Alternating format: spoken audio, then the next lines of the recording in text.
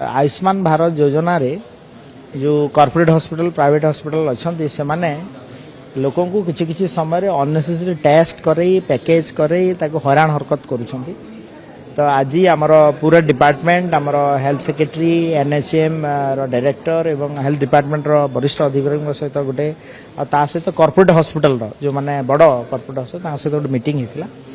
एवं मु गोटे लोकों पाखे गोटे सूचना देवाई चाहे जे धरंतु जड़े रोगी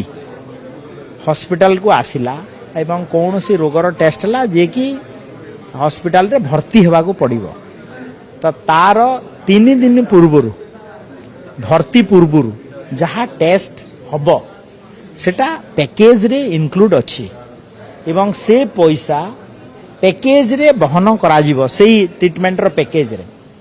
एवं यही अवेयरनेसटा लोकों को पाखरे मध्य रहिबा कथा यही कथा आम क्लीयर कट भाव रे हॉस्पिटल